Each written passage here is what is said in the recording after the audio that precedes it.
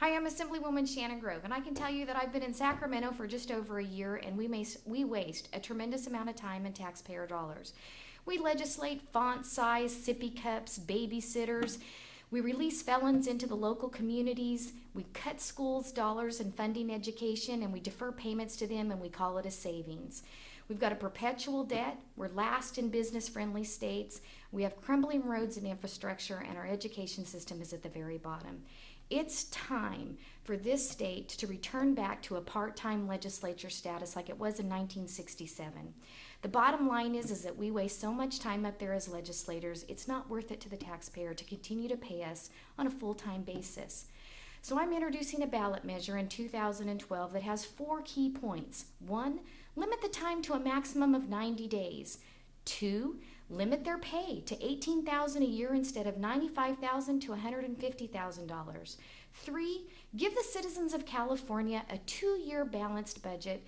And 4, don't let termed out legislators or retired legislators continue to be paid by the taxpayer by being appointed to state boards and commissions or being a lobbyist for at least 5 years after they are a legislator.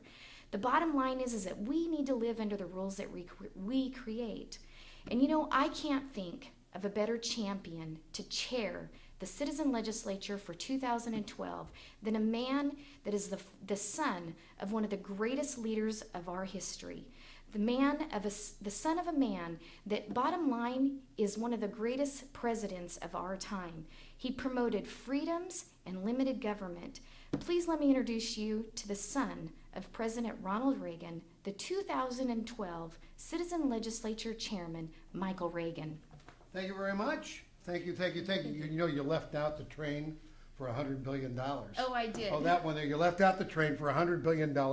3,000 bills passed, 800 signed in the state of California, and they wonder why we're going bankrupt. Absolutely. You know, it's interesting. It's great to be here, to be asked to be the chairman of this campaign. You know, so often, because I'm out all over the country, people are always asking me to run for office. I think the last rumor that was out, Mike, will you run against Dianne Feinstein for the Senate of the United States? And I really thought about that, but then I thought, listen, California is really important to me. Lived here all of my life. I have seen this state go from first to worst in every demographic there is in this state. And it saddens me that more people are leaving the state than coming into the state. It saddens me that someone today who is in the middle class in this state, what they make pays for an incarcerated citizen to be in the jail system in California. It's outrageous what's going on here. Our education system, every place you look, California is going down. It is not going up. And why?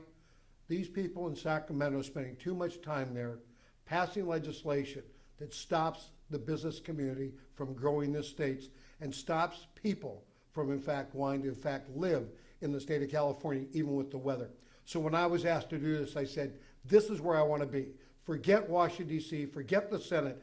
I want to be in California fighting to save the state of California and take it back to a part-time legislation operation, which it was, as Shannon said, back in 1966 and 1967. The reality of it is there's only 6 states with full-time legislatures, and most of those are union-led.